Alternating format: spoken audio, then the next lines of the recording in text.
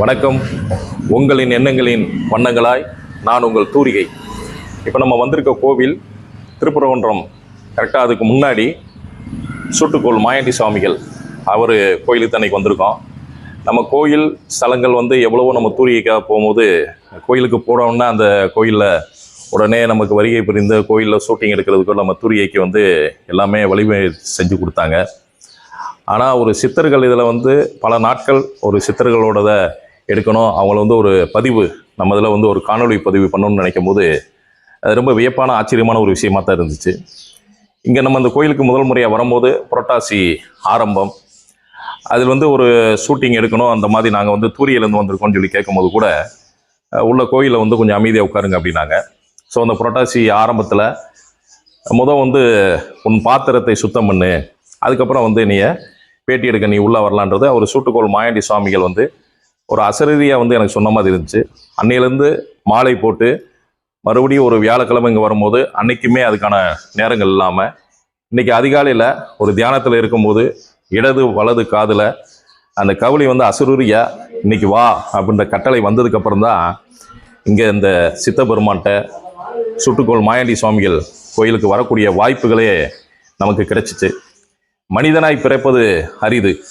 ஒவ்வொரு மனிதனுமே பிறந்த மனிதன்கள் தன்னோட ஆன்மாவை புரிந்து கொள்ளுதல் என்பதுதான் அனைத்து இடங்களிலும் அனைத்து ஒரு பொதுமுறையாக இருக்கிற விஷயம். தன்னோட ஆன்மாவை மனிதனாக எல்லாருமே பிறந்துடலாம், ஆனால் அந்த மனிதனாக பிறக்கிறவங்க தன்னோட ஆன்மாவை அறியணும்.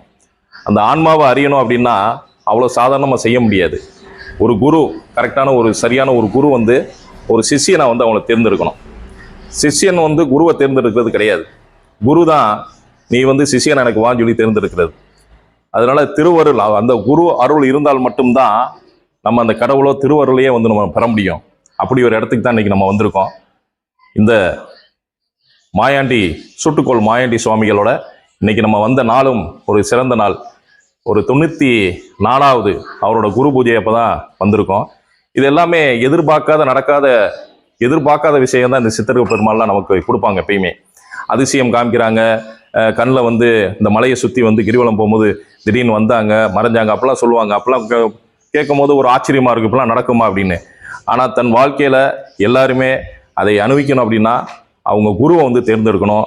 ஒரு குருவை அந்த வழிமுறைகள் அவரோட பாதம் பூஜை செய்கிற அளவுக்கு அவரோட வழிமுறைகளை பின்பற்றி போகிறவங்களுக்கு அந்த குரு அருள் கொடுப்பாரு.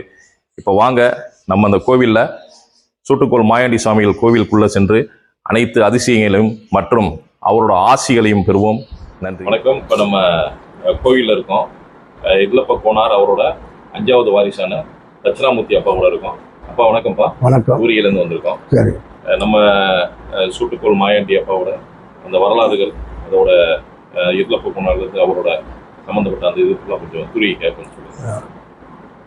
உங்களுடைய சேனலுக்கு வணக்கம். நான் காணா இல்லப்ப கோனார் வழியில் 5வது தலைமுறையாக சூட்டுக்கோள் ராமலிங்க விலாசத்தின் பரம்பரை ட்ரஸ்டியாக இருந்து நிர்வாகத்தை நடத்தி கொண்டிருக்கிறேன். அதற்கு முன் காணா இல்லப்ப கோனார் அவர்கள், காணாயினா சேதுமாத கோனார்கள், காணாயினா சேனா ராமலிங்க கோனார், அதுக்கடுத்து தட்சிணாமூர்த்தி, என் தம்பி சந்திரமோகன், அடுத்து பழனி ரங்கா போன்ற எல்லாரும் சேர்ந்து அரவணைச்சு இந்த மாதம் காலையுக்தி வருஷத்தில் அவர் பிறந்திருக்கார். அவர் பிறந்து வளர்ந்து ஆன்மீக ரீதியில் கட்டிக்குளத்தில் சூட்டுக்கோள் ராமலிங்க சுவாமிகள், தஞ்சாவூர் செல்லப்பசாமி அருளாசியுடன் வளர்ந்து பல ஞானங்களையும் பல அரிய நூல்களை படித்து ஒரு ஆன்மீக பக்குவம் அடைஞ்சு திருமணமாகி அவருக்கு குழந்தைகள் வாரிசுகள்லாம் இன்றைக்கி கட்டிக்குளத்தில் இருக்கிறார்கள். அதற்கு பின்னால் தன்னுடைய பிறவி கடனை நிவர்த்தி செய்வதற்கு அங்கேருந்து சன்னியாசியாக பிறப்பு பல மடங்களுக்கு வந்திருக்காரு. அதில் முக்கியமான கோரிப்பாளையம் மடத்துக்கு தங்கியிருக்காரு. ஆரப்பாளையத்துலேயும் மடம் கட்டியிருக்காரு, வண்டியூர்லேயும் மடம் கட்டியிருக்காரு, திருப்போணத்துலேயும் மடம் கட்டியிருக்காரு, திருப்பாசத்துலேயும் கட்டியிருக்காரு. இப்படி ஒவ்வொரு ஊர்லேயும் கிராமங்கள்லேயும் மடங்களை கட்டி அங்கே தீபங்கள் போட சொல்லி அன்னதானம் பண்ண சொல்லி எல்லாருக்கும் கட்டளை இட்டிருக்கார். அப்படி பண்ணி இருக்கும்போது தான் காணா இல்லப்ப கோனார் அவர்கள் மூக்கையாசாமி மூலியமாக பழனி நாச்சிமுத்து சாமி குருபூஜையில் முக்கியசாமியை சந்தித்து அவருடைய தீட்சை பெற்று அவரை அப்படியே கூட்டிகிட்டு வந்து முக்கியசாமிகள் வந்து காணாயனோட சொல்ல காணாயனாவும் முக்கியசாமி கோரிப்பாளையம் இடத்துல போய் சந்திச்சிருக்காங்க. அப்போ சுவாமிகள் அவரை பார்த்து ஆயில் விருத்தி பண்ணணும், போ உங்களுக்கு ஆயில் நிறையா இருக்குது, பல தர்மங்கள் செய்யணும் அப்படின்னு சொல்லியிருக்காரு. அப்படியே அவங்கள கூட்டி போய் கட்டிக்குளத்தில் உள்ள கருப்பனந்தல் மட தவச்சாலையில் வச்சு 48 நாள் தங்கியிருந்து அவரையும் அவர் துணைவியார் முத்துக்கருப்பாயும் இருந்து அவருக்கு சாமி வந்து ஒரு குழி வெட்ட சொல்லி 48 நாள் ஒரு குழிக்குள்ளே இருந்து கட்டிக்குளத்தில் தவச்சாலையில் கருப்பனந்தல்ங்கிற இடம் தங்கியிருந்து 48 நாள் அவருக்கு யாகம் பண்ணி 48ஆம் நாள் அவருக்கு ஒரு அபிஷேகம் பண்ணி அவருக்கு வந்து காசியும் ராமேஸ்வரத்தையும் தான் உள்ளங்கையில் காமிச்சிருக்கார். மாயாண்டி சுவாமிகள் காணாயில் போகனாருக்கு அதை அப்படியே அவர் வந்து வாங்கி அனுபவித்து மலைக்கு திருப்பரங்குன்றம் வந்திருக்கார். அங்கே வீட்டுக்கு வந்தோடனே அவரை சாமிகள் வந்து அவரை திருப்பரங்குன்றத்துக்கு கூப்பிட்டு வந்து, ஏன்னா அவருக்கு தோசை இருக்குன்னு சொல்லிட்டாங்க இல்லை போகனாருக்கு, அதனால தான் அவர் மாயாண்டி சாமிகள் வந்து கூட்டி போய் தவச்சாலையில் வச்சு 48 நாள் இருந்து அந்த யாகம் பண்ணது, ஆயில் விருத்தி பண்ணது. அதுக்கப்புறம் நிறைய ஆண்டுகள் இருந்திருக்காரு. எந்த வயசுல சுமார் 26 வயசு. ஆமாம். அப்புறம் எத்தனை வயசு வரைக்கும்? அப்புறம் ஒரு 60 வயசு வரலும் இருந்திருக்காரு. அதுக்கடுத்தாப்புல வந்து அவர் இங்கே சாமி கூட்டு வந்து மலையில் தண்டபாணியை தான் வணங்கின தண்டபாணியை காணாயினா குடும்பத்தில் வணங்கின தண்டபாணியை மாயாண்டி சாமி வந்து பிரதேசம் சொன்னாங்க. அந்த மலை பேர் தான் காகபுஷ்ணர் மலை. அதில் தண்டபாணி கோவில் கட்டி அதுக்கு வந்து பூஜைலாம் நடத்த சொல்லியிருந்தாங்க. அப்போ விளாச்சேரி பெரியசாமி வாத்தியார் மற்றும் போன்றவர்கள்லாம் வச்சு பண்ணாங்க. அதை பண்ணிக்கிட்டு இருக்கும்போதே அடுத்து திருப்பணி வரணும்னு சொல்லி ஒரு அறிக்கை எழுதி வச்சுருந்தாங்க 100 வருஷம் முன்னுக்கே. அது இப்போ தான் 2012 அந்த திருப்பணியை தொடங்கணும். அவர் சொன்ன மாதிரி தண்டபாணி கோவிலையும் திருப்பணி பண்ணோம்.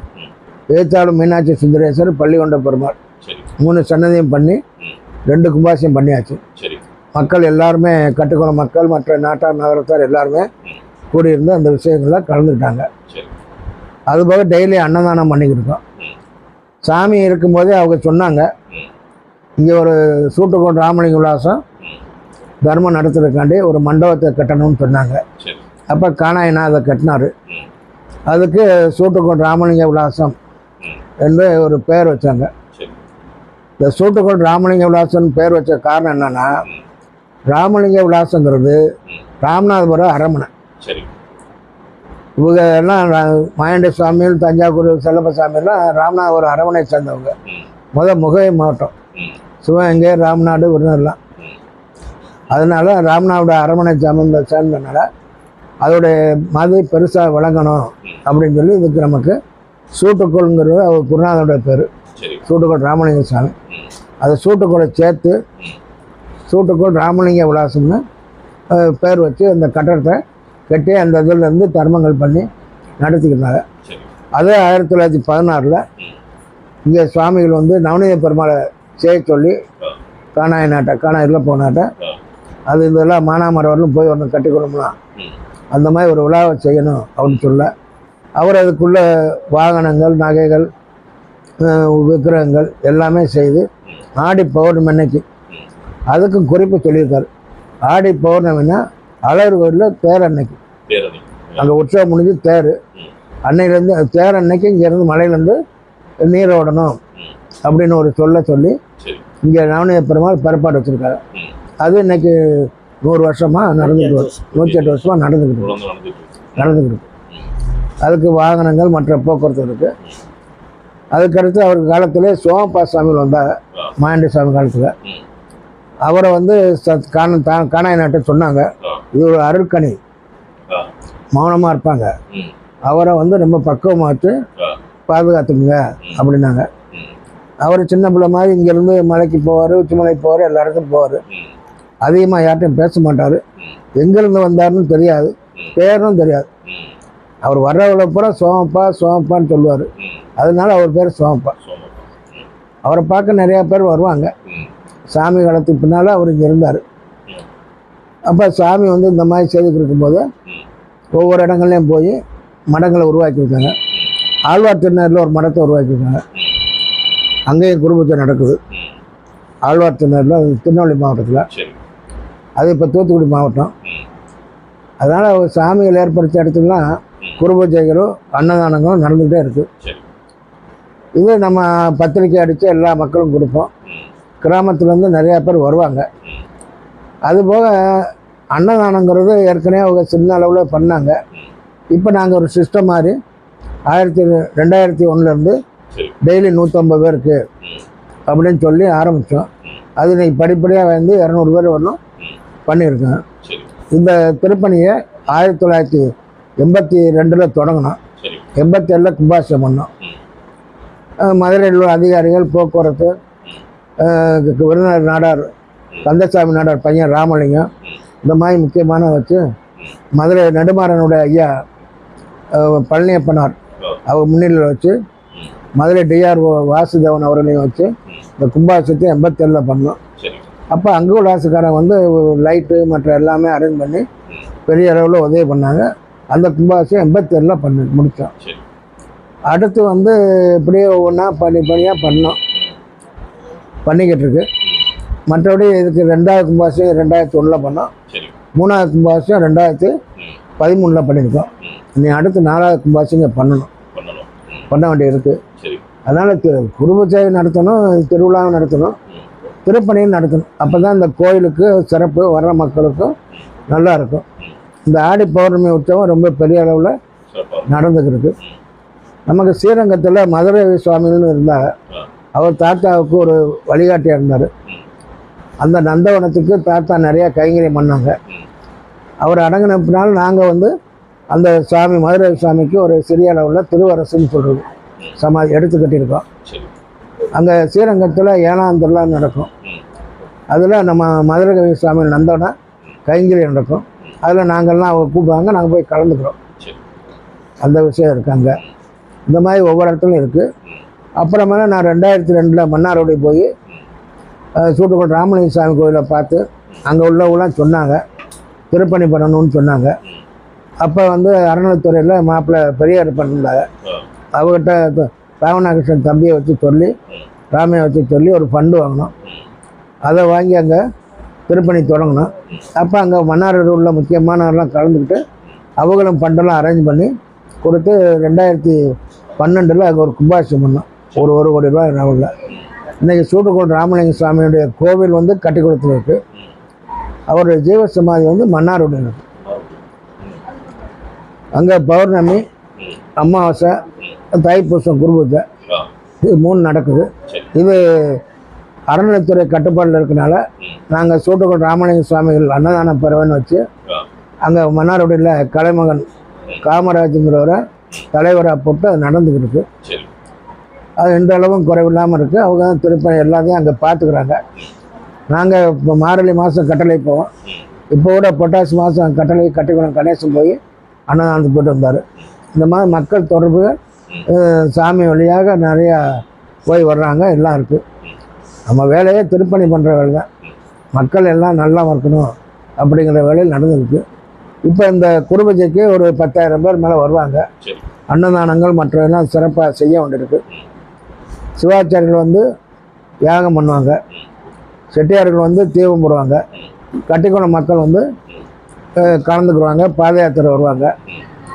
பாத யாத்திரை வர்றவங்களுக்கு மரக்கரையில் வச்சு சாப்பாடு கொடுக்குறது. இப்போ பாத யாத்திரை புறப்பட்டாங்கன்னா ஒவ்வொரு இடத்துலையும் சாப்பாடு கொடுக்குறாங்க. குறிப்பாக ஐலானூரில் பழனிசாமிக்கு ஆண்டிக்குனார் மடம் இருக்குது. அங்கேயும் நம்ம சாமி பெருமாள் அங்கே போகிறாரு. அவங்களும் நம்ம குடும்பத்தில் வந்து கலந்துக்கிறாங்க. அருப்புக்கோட்டையில் கட்டங்குடி ரெட்டி சுவாமின்னு இருக்காங்க. அவர் வந்து சாமியோட நண்பர். அவர் கட்டங்குடி ரெட்டி சாமிகளும் சூட்டுக்கோட்டை மாயாண்டி சாமிகளும் சேர்ந்த மூக்கையா சாமி 1916 புரட்டாசி மாதம் அமரபட்ச கார்த்திகையில் இன்ஜினியரிங் காலேஜுக்குள்ளே அடக்கம் பண்ணாங்க. அவ்வளோ தூரம் வரல நம்ம இடம் இருந்துச்சு. அது 22 ஏக்கர். 22 இல்லை நம்மளோட நிர்வாகம். அதில் வந்து ஒரு 5 சென்டில் அது கோயிலை கட்டி வச்சுருக்கோம். அது கருமுத்து கண்ணன் வந்து திருப்பணி பண்ணி கொடுத்தாரு. அது குருபூஜை நடத்திக்கிட்டு இருக்கோம். அது கட்டக்குடி ரெட்டசாமிகளுக்கு அங்கே ஆனி மாதம் இதில் கட்டக்குடி அருப்புக்கோட்டையில் குருபூஜை நடக்கும். நாங்கள்லாம் போய் கலந்துக்குவோம். சரி. இந்த மாதிரி அவங்க கூட இருந்தவங்க போனவங்க எல்லாருக்கும் சாமிகள் செய்திருக்காங்க. அது மாதிரி இங்கே நாங்களும் அந்த பரம்பரையிலையும் மற்ற சாமியோட அன்பர்களும் எல்லா நிகழ்ச்சியிலும் கலந்துக்குவோம். சரி. ஐயாவோட கடைசி அவரோட ஜீவ சமாதி அடைஞ்ச நாள் அது எப்படி நடந்தது அதை சொல்லுங்க. அதான் ஒரு சிவ சமாதி வந்து 1928 இளம்பாடிங்கிற ராம்நாட்டில் போயிருக்காங்க. சரி. அங்கே ஒருத்தர் கேட்டிருக்காங்க. அப்போ சொல்லியிருக்காங்க, போங்க போ, இன்னும் 2 வருஷம் கழிச்சு இதே நாளில் அடக்கமாகும் அப்படின்னு சொல்லியிருக்காரு. 1928 90 1930 சாமி வந்து அடங்கினாங்க. அடங்கும்போது எப்படின்னாக்க புரட்டாசி மாதம் வளர்புறை கேட்டை அடங்கியிருக்காங்க. அப்போ நகரத்தாரெல்லாம் கேட்டிருக்காங்க, ஆட்சி சிவப்பி ஆட்சி சரத்தி ஆட்சி சாமி எங்கள் இடத்துல அடக்கமாங்க, நாங்கள் உங்களை பெரிய அளவில் வச்சு கோயில் கட்டி கும்பிட்றோம்னு. நீங்கள்லாம் கோயில் கட்டி கும்பிடுவீங்க, வெளிநாடு போயிடுவீங்க, அப்போ கவனிக்கிறதுக்கு ஆள் இருக்காது. இல்லை, நாட்டரசு கோட்டையில். அதனால நான் வந்து திருக்குறமலை காணாயன வீட்டுக்கு போகிறேன், அங்கே போய் அடக்கமாகறேன், நீங்கள் வந்து மோட்ச வழக்கு போடுங்க அப்படின்னு சொன்னாங்க. அவர் அடங்கினிலேருந்து அவங்க மோட்ச வழக்கு அந்த குடும்பங்கள் ரெண்டும் சேப்பியாச்சு சடைச்சாச்சு 2 குடும்பங்களும் இன்னைக்கு வந்து அது வாரிசு வந்து போட்டுக்கிருக்காங்க. அன்னதானத்துலேயும் கலந்துக்கிறாங்க, திருப்பணியிலையும் கலந்துக்கிறாங்க. அந்த மாதிரி நடந்துக்கிருக்கு. பக்கத்தில் ஒரு கலையரங்கம் வந்து கோனாப்பட்டு சுப்பிரமணியோட அப்பாவுடைய நினைவாக, சுப்பிரமணிய வள்ளியுடைய அப்பா அம்மா நினைவாக ஒரு திருமணம் வந்து கலையரங்கமும் கட்டி கொடுத்தாங்க. அது பக்கத்தில் நாட்டரசு கோட்டை நடராஜ செட்டியார் அவர்கள் ஒரு அன்னதானத்துக்கு கட்டி கொடுத்தாங்க. இந்த அளவுக்கு வர்ற அன்பர்கள் செய்து கொடுக்குறாங்க. இங்கே திருநீலகண்ட நயனாருக்கு குலாளர்கள் அன்னதானம் பண்ணுறாங்க. அதுக்கு ஒரு அன்னதான மண்டபம் போட்டிருக்காங்க. ஆஞ்சநேயர் கோவில் இருக்குது, அதை வந்து முந்தி வளச்சேரி பெரியசாமி வாத்தியார் வகைரா கட்டியிருந்தாங்க. பின்னால் அதை திருத்தி ஆரப்பாளையம் ஏபிஆர் குடும்பம் வந்து பண்ணி அதை அங்கே வந்து பூஜையெல்லாம் பண்ணுறாங்க. அப்புறம் சோமப்பா சாமிக்கு 2003 ஒரு கும்பாபிஷேகம் பண்ணோம். அவர் 1967 அடங்கினார். ஆனி மாதம் மிருகசீரிஷ நட்சத்திரம் வந்து 1930 அடங்குறதுக்கு முன்னுக்கே வந்து இங்கே 13 குழியை வெட்ட சொல்லி உட்காந்து பார்த்துருக்காங்க. உட்காந்து பார்த்து மண்ணை தள்ள சொல்லியிருக்காங்க. இல்லை போ 2 நாள் கழிச்சா தள்ளுவீங்க அப்படின்னு சொல்லி இங்கே இது என்ன மூலம் வாயு இது கன்னிமொழியில் வந்து படுத்துட்டாங்க. அப்புறம் பெரியவர்கள்லாம் வச்சு பெருமாள் கோயிலில் அங்கங்கெல்லாம் அர்ச்சனை பண்ணி பூஜை பண்ணிவிட்டு அன்னைக்கு இரவு 2 மணிக்கு மாட்டு வண்டியில் வந்து அவரே போட்டு மடக்கரைக்கு போயிட்டார். பக்கத்தில் ரயிலை கிட்ட தாண்டணும். அங்கே இப்போ கோயில் கட்டி வச்சுருக்கோம். அப்போ கூட இருந்தவங்க என்ன சாமி வண்டி போட்டு போகிறாங்கன்னு சொல்லி அறிக்கை லைட்டை கூப்பிட்டு காணா இளப்பகுனார், அன்னத்தாச்சி, வெங்கக்குனார், மற்ற இன்னும் சில அன்பர்கள்லாம் பின்னால் போயிருக்காங்க. மடக்கரையில் வந்து வண்டியை கீழே இறக்கி வச்சுட்டு சாமி இருந்திருக்காங்க. உடனே போனவங்ககிட்ட சொல்லியிருக்காரு, எப்போ மஞ்சட்டியில் வந்து தண்ணியை கொண்டு வாங்க, மடக்கரையில் தண்ணி போயிருக்கு, தண்ணியை கொண்டு வர சொல்லியிருக்காரு. அதை வாங்கி காசின்னு தன் தலையில் ஊற்றிக்கிட்டார். ஊற்றிக்கிட்டு மடக்கரையில் காணாய் நாட்டை சொல்கிறாரு. எப்போ காணா இழப்பு நாட்டை சொல்கிறாரு. எப்போ என்னுடைய சட்டையை கேட்குறாங்க, கழட்டி இல்லாமல் இருக்கேன்னாரு. புரியலை. இல்லை, சட்டையை கேட்டால் நம்ம கழட்டிக்க வேண்டியது அப்படின்னு மறுபடியும் அழுத்தி சொல்லியிருக்காரு. அப்படியே தாரையாக ஒரு கண்ணீர் வந்துருக்கு.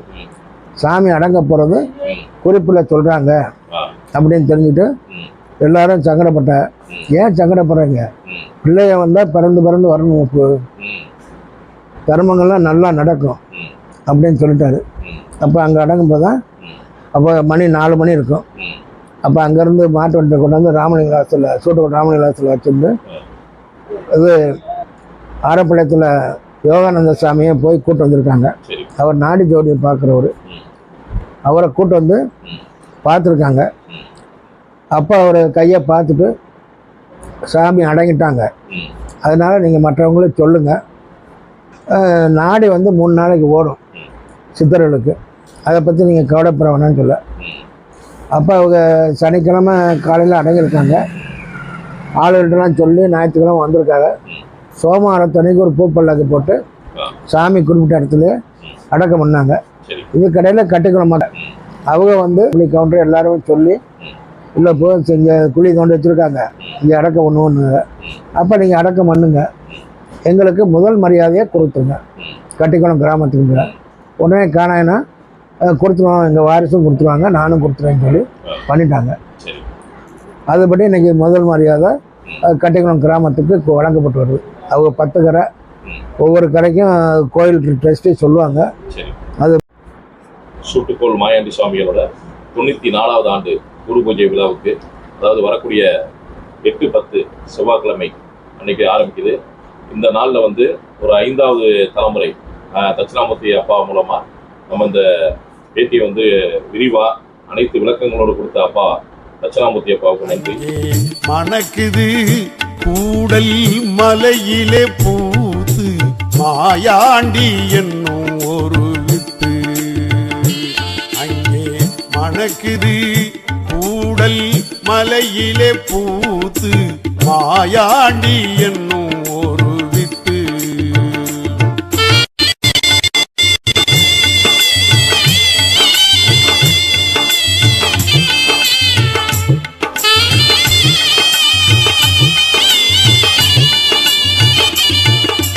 தேட கிடைக்காத சொத்து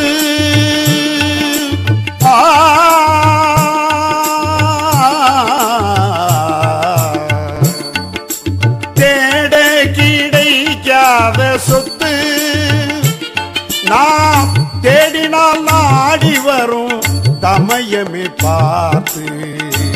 நாம் தேடினால் நாடி வரும் சமயமே பார்த்து மாயாண்டி என்னும் ஒரு வித்து. அங்கே மணக்குது கூடல் மலையிலே பூத்து மாயாண்டி என்னும் ஒரு வித்து.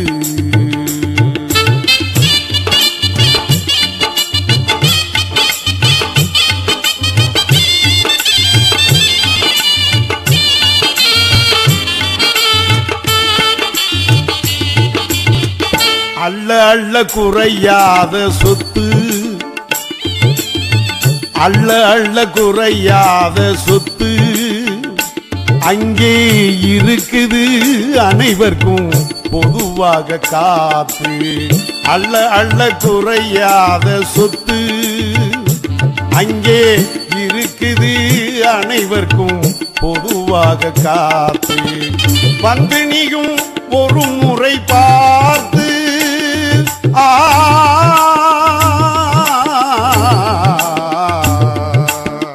வந்து நீயும் ஒரு முறை பார்த்து வேண்டியதை எடுத்துக்கொள் அவரிடம் கேட்டு. வேண்டியதை எடுத்துக்கொள் அவரிடம் கேட்டு மாயாண்டி என்னும் ஒரு வித்து. அங்கே மணக்குது கூடல் மலையிலே பூத்து மாயாண்டி என்னும் ஒரு வித்து. மாயாண்டி என்னும் ஒரு வித்து அங்கே மணக்குது கூடல் மலையிலே பூத்து.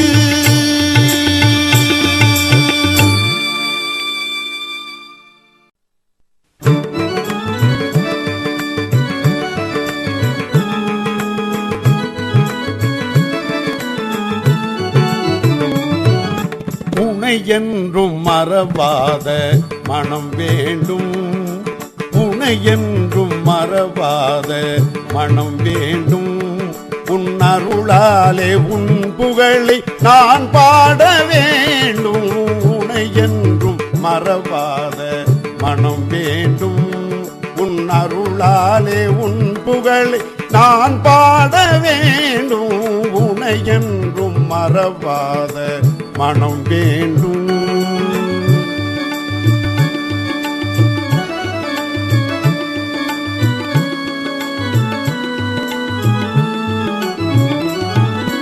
வாடாத நெஞ்சந்தன்னை தந்திட வேண்டும்.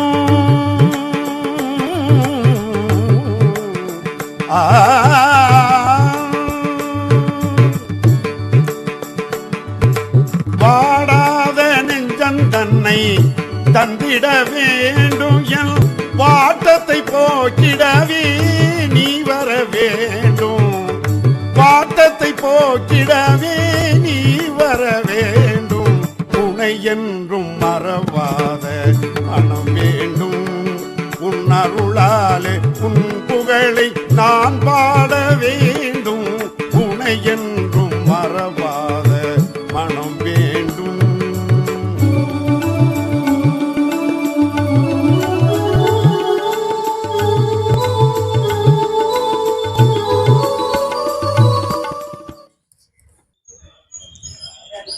சாமிகள் கட்டிக்குளத்தில் குப்பமுத்து வேளாளர் கூத்தாயி அவங்களுக்கு பிள்ளையா வந்து பிறந்திருக்காரு. 1858 வருஷம் அவங்க இந்த குழந்தை பிறந்ததும் மாயாண்டி அப்படின்னு சொல்லி ஐயாவுக்கு வந்து பேர் வச்சுருக்காங்க சாமிகளுக்கு. அவர் அங்கே வந்து ஐயனார் கோவிலில் வந்து அங்கே திருவேட்டை ஐயனார் கோயிலோட பூசாரியாகவும் இருந்திருக்காரு. மாயாண்டி சாமிகளோட அப்பா இவரோட 12 வயசு இருக்கும்போது ஒரு தடவை அந்த கோயிலுக்கு கூட்டு போகும்போது இவரை மாயாண்டி சாமியில் வந்து அப்போ 12 வயசு அவர் சிறுவர் வெளியே உட்கார வச்சுட்டு உள்ளே பூஜை பண்ணுறதுக்காக ஐயனார் கோயிலுக்கு வந்து உள்ளே பூஜை பண்ணுறதுக்காக போயிருக்காரு. வெளியே பூஜையெல்லாம் முடிச்சுட்டு வெளியே வந்து பார்க்கும்போது கொஞ்ச கழிச்சு வந்து பார்க்கும்போது இந்த 12 வயசு இருக்க மாயாண்டி சாமியில் வந்து தவக்கோலத்தில் உட்காந்துருக்காரு. ஒரு பெரிய அதிர்ச்சி. மேலே வந்து அவர் தலை மேலே பெரிய நாகப்பாம்பு அப்படியே படம் எடுத்து அவர் வால் உடல் ஃபுல்லாகவே சுற்றி இருந்திருக்கு. பார்த்த அடுத்த நிமிஷம் அப்படியே அவங்க தந்தையார் வந்து ஓடி கோயிலுக்குள்ளே போய் ஐயனாரே அப்படின்னு சொல்லி இந்த மாதிரி என் பிள்ளைக்கு இப்படி இருக்குன்னு சொல்லி கதறி உள்ளே போய் பார்த்து வேண்டிட்டு மறுபடியும் வெளியே வர்றாரு. கோயிலேருந்து வெளியே வர்றாரு. வெளியே வந்து பார்க்கும்போது அந்த நாக பாம்பு வந்து அப்படியே இறங்கி அமைதியாக வந்து போக ஆரம்பிச்சிருச்சு. இவர் மாயாண்டி சாமியில் அந்த 12 வயசுலேயே தவக்கோலத்தில் இருந்து அமைதியை எதுவுமே தெரியாத மாதிரி வெளியே சிரிச்ச முகத்தோடு அப்படியே பார்த்துட்டு வெளியே வந்திருக்காரு. அப்போ தான் அவங்க தந்தையாருக்கு தெரியுது மாயாண்டி சாமிகள்கிட்ட ஏதோ அவரோட அருள் ஆன்மீக சக்தி நிறைஞ்சிருக்கு அப்படின்றத அவருக்கே புரிய ஆரம்பிக்குது. இதுலேருந்து அவரோட ஆன்மீக பயணங்கள் அப்படியே தொடர ஆரம்பிக்குது. மாயாண்டியப்பா சாமிகள் அவரோட கோயிலுக்கு பின்னாடி இல்லப்ப கோனார் அவரோட சமாதி.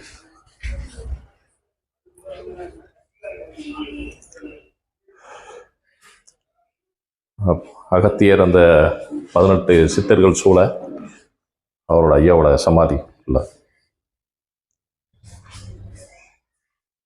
பின்னாடி கற்பனை கோனார், பக்கத்தில் இருளப்ப கோனார், சேது மாதவ கோனார், அதுக்கப்புறம் இங்கே ராமலிங்க கோனார். 4 வாரிசு. இப்போ இருக்கவங்க வந்து 5வது வாரிசு தான் இப்போ நம்ம தட்சிணாமூர்த்தி அப்பா அவங்க தான் இப்போ நம்ம பேட்டி எடுத்தது.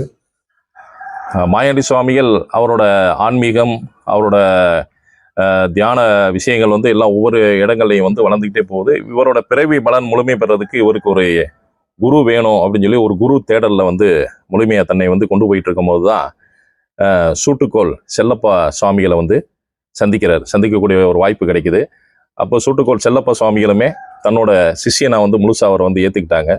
அதோட குருவுக்கு வந்து அவர் செய்ய வேண்டிய பணிவிடைகள், அவருக்கு வந்து குருக்கு என்னென்ன விஷயங்கள் என்னென்ன பண்ணணுமோ அத்தனையும் வந்து அவர் ரொம்ப அன்பால் 2 பேருமே பிணைக்கப்பட்டு இருந்தாங்க.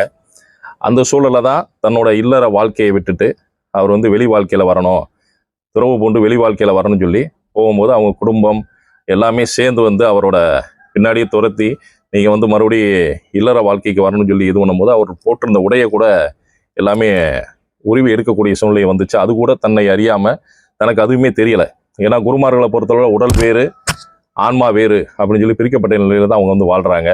அது கூட தெரியாத நிலையில தான் அவர் நேரம் அப்படியே வந்து நம்ம மதுரை மீனாட்சி அம்மன் கோவில் அவர் அம்மனால் ஈர்க்கப்பட்டு அப்புறம் இப்போ நம்ம இருக்க இங்கே திருப்பரங்குன்றம் அந்த ஒரு நிழலில் தன்னோட வாழ்க்கை முழுவதும் அவரை இணைக்கப்பட்டு இருக்கணும்னு சொல்லி இங்கே வந்துட்டார். அவரோட குரு வந்து உத்தரகோச மங்கை, அது பக்கத்தில் ஒரு சின்ன கிராமத்தில் அவர் ஜீவசமாதி ஆகிறாரு. அதுக்குள்ள பணிகளும் குருவுக்கு வந்து உள்ள அந்த குரு கோவில் அதுக்கு ஒரு ஜீவசமாதிகள் எல்லாத்தையுமே சிறப்பாக நல்லபடியாக முடிச்சு கொடுத்துட்டு அப்படியே ஒரு திருப்பரங்குன்றம் இங்கே வந்துட்டார். போதுமா? இவங்க சாமிகள் தான் பிரம்மஸ்ரீ யோகானந்த சுவாமிகள். சாமிகளோட நம்ம பிரிஞ்சதுக்கப்புறம் நாடி பார்த்து அவரோடது வந்து ஜீவசமாதி ஆயிருக்காரு அப்படின்றத வந்து உறுதி பண்ணது சாமிகள் தான். இவங்க வந்து ஆரப்பாளையம் மேலப்ப நகரத்தில் வந்து மருத்துவம் ஆரப்பாளையம் மேலே பண்ணவரத்தில் மருத்துவம் பார்த்துட்டு இருந்தவர். கன்ஃபார்ம் பண்ண கவர்னர் சாமிகள் வந்து சரி, சாமிகள் ஜீவசமாதி அடைந்த சாமிகள் நாடு பார்த்து கன்ஃபார்ம் பண்ணது சாமிகள் தான். இவங்க சாமிகள் மாயண்டி சாமிகள் வந்து அப்படியே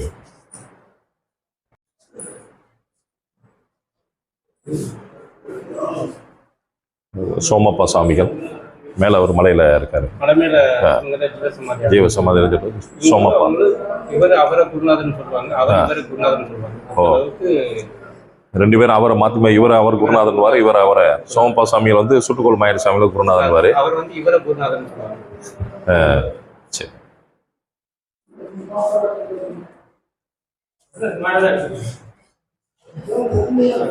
ஐயா இருளப்ப கோனார் அவரோட இடது மார்பில் தான் ஐயா சுட்டுக்கோள் மாயண்டி சாமிகள் கடைசி உயிர் பிரிஞ்சது. ஜீவசமாதியானது அவரோட அப்பா மாயாண்டி அப்பாவோட லீலைகள், அவர் பண்ண அற்புதங்கள் அப்படின்னு சொல்லி சொன்னோம்னா சொல்கிறதுக்கு நேரங்கள் இல்லை, நாட்கள் பத்தாது, அந்த அளவுக்கு இன்னைக்கு எவ்வளவோ இருக்குது. அவர் இப்படி தான் மாயாண்டி அப்பா சித்தர்கள் வந்து நம்ம ட்ரெயினில் ஒரு புகை வண்டியில் மதுரையிலேருந்து மானாமதுரை போகிறதுக்காக ஒரு பெரிய விழா அங்கே போகிறதுக்காக பயணம் பண்ணிக்கிட்டே இருக்கார். போகிறப்ப வந்து அவர் எப்பயுமே ஒரு பயணங்கள் இதெல்லாம் பண்ணும்போது ஒரு ஆன்மீக இதில் தியானத்தில் அமைதி அப்படி கண்ணை மூடிட்டு தியானத்தில் இருக்கார். அந்த டிக்கெட் பரிசோதகர்கள் வந்து என்ன பண்ணுறாரு, ஒருத்தர் வந்து அப்படி பென்சிலை வச்சு அவர் தலையில் தட்டுறாரு. யாரோ டிக்கெட் எடுக்காமல் ஒரு முதியோர் பயணம் பண்ணுறாங்க அப்படின்னு 2-3 தடவை தட்டினவுடனே அப்படி மறுபடியும் அப்படி முழிச்சு பார்த்துட்டு அப்படி சிரிக்கிறாரு. சிரிச்சுட்டு மறுபடியும் அவரோட ஆன்மீக தியானத்துக்குள்ளே உள்ளே போயிட்டார். இவர் பரிசோதனை அந்த டிக்கெட் பரிசோதனை பண்ணவருக்கு ரொம்ப வந்து கோபமாயிடுச்சு. என்ன ஒரு முதியோர் ஒரு பெரியவர் ஏதோ இலவசமாக பயணம் பண்ணுற மாதிரி டிக்கெட் எடுக்கணும் நம்மளை ஏமாத்துற மாதிரி தெரியுதுன்னு சொல்லி எந்திரியா முதல்ல கீழே போ அப்படின்னு சொல்லி கோபத்தோட பற்றி விடுறாரு. அங்கே பக்கத்தில் இருக்க பயணிகள் கூட பயணம் பண்ணுறவங்க எல்லாமே தெரியும் அவர் ஒரு பெரிய ஞானி, சித்தர், ஒரு ஆன்மீகத்தில் வந்து முதிர்ந்தவர். அவரை வந்து எழுப்பாதீங்க, அவருக்குள்ள டிக்கெட்டுக்குள்ள பணத்தை கூட நாங்கள் கொடுத்துட்றோம் அப்படின்னு சொன்னோடனே இல்லை முடியாது, இதெல்லாம் ஒரு பாடமாக இருக்குன்னு சொல்லி அந்த டிக்கெட் பரிசோதனை வந்து அந்த டிடி வெளியேற்றிறாரு. மாயாண்டி அப்பாவும் அப்படியே எதிர்த்தாப்புல ஒரு பெரிய ஆலமரம் இருக்குது, அதில் போய் அமைதியாக உட்காந்து மறுபடியும் அவரோட தியானத்தை தொடர்றாரு. அவரோட தியானத்தை மறுபடியும் அமைதியாக உட்காந்து தியானத்தை தொடர்றாரு.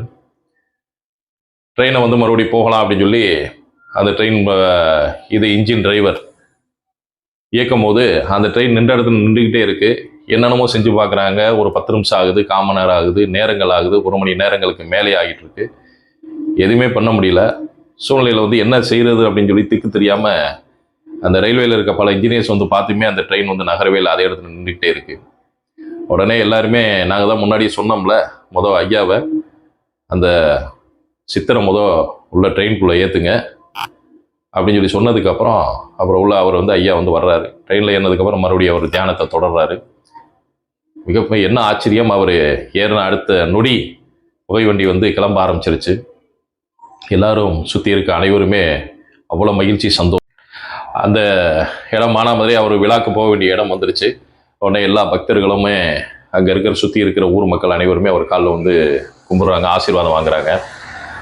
அடுத்து வந்து அந்த ரயில்வே அந்த டிடி யார் வந்து அவரை வெளியேற்றினாரோ அவருமே வந்து மன்னிப்பு கேட்டுட்டு உடனே அவரோட மேலதிகாரிகளுக்கு ஒரு கடிதம் எழுதுறாரு. ஆங்கிலேயன் அந்த காலத்தில் இந்த மாதிரி மதுரையிலிருந்து ராமேஸ்வரம் போகிற சாதுக்கள், அந்த பக்தர்கள், சாதுக்கள், அந்த முதியோர்கள், பக்தர்கள், ஆன்மீகவாதிகள், சித்தர்கள், அவங்களுக்கெல்லாம் டிக்கெட்டே வாங்கக்கூடாது அப்படின்ற ஒரு இதைவே வந்து பண்ணார். அதே போல் அப்பா மாயாண்டி அப்பாவை பற்றி சொல்லணும்னா எவ்வளோ விஷயங்கள் வந்து சூட்டுக்கோள் மாயாண்டி அப்பாவை பற்றி சொல்லிக்கிட்டே போகலாம்.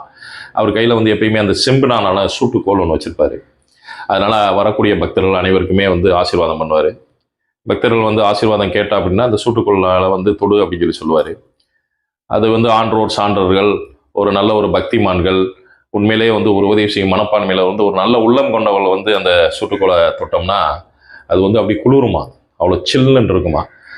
வேற வந்து மாறுபட்ட கருத்துலையோ இல்லை வந்து கெட்ட தீய எண்ணங்களில் வந்தவங்க அந்த சூட்டுக்கோலை தொட்டு பார்க்கணும் அப்படின்னு சொல்லி தொட்டாங்க அப்படின்னா அடுத்த நிமிஷம் கையை எடுத்துருவாங்களாம். அப்படி கை பொசுங்கிற அளவுக்கு சூடு அவ்வளோ அதிகமாக இருக்கும்.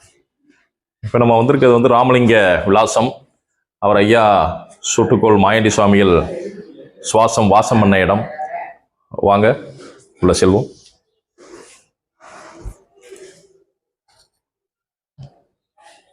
பெருமாள் சுவாமிகள் வந்து அவர் மாயாண்டி சாமிகளே பிரதிஷ்டை பண்ணது. ஒரு மாதத்துக்கு கிட்டத்தட்ட ஒரு மாதம் 48 நாள் கோவிலில் வந்து வலம் வந்து எல்லா இடமே மானாமதுரை வரைக்கும் போய் அதுக்கப்புறம் நம்ம வடக்கு மாசேதி எல்லா பக்கமே எல்லா இடங்களுக்கும் சாமிகளை வந்து அனைத்து பக்த பெருமாளுக்கும் ஆசி வழங்குறாரு. அவரே வந்து பிரதிஷ்டை மாயாண்டி சாமியில் பிரதிஷ்டை பண்ணது. அவர் கற்பனசாமி, அவர் கற்ப கோணார் அவரோட அம்சம். இந்த பழைய காலத்து அவங்களோட சூட்டுக்கோள் ராமலிங்க சுவாமிகள் அவரோட பழைய படங்கள் அப்போ இது பண்ணது கொஞ்சம் நிறைய அந்த பெயிண்டிங் இதில் வந்து மறைஞ்சிருக்கு. அந்த பழைய இதில் ஓவியங்களாக உருவாக்கப்பட்டது. இவங்க திருக்கூடல் காகபுசுண்டர் மலை திருப்பரங்குன்றம் மகரிஷி அவர் காகபுசுண்டர் அவரோட ஃபோட்டோஸ் ஜூம்.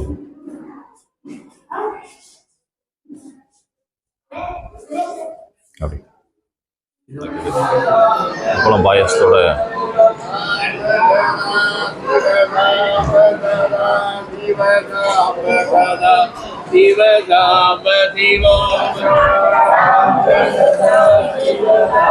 ரெண்டு இலைக்கு மட்டும்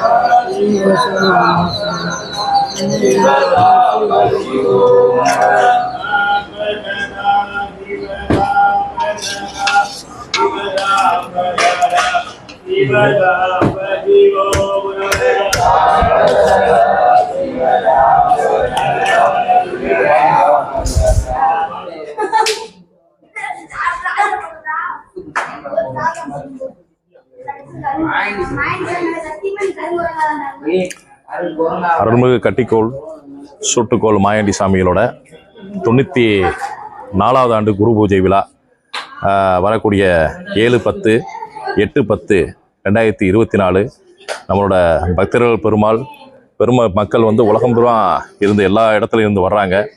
அதனால் அனைத்து பக்தர்களும் வந்து நம்மளோட குரு பகவானோட மாயாண்டி சித்தரோட ஆசிகள் உங்கள் அனைவருக்கும் கிடைக்கணும். நன்றி. நான் உங்கள் பூரிகை.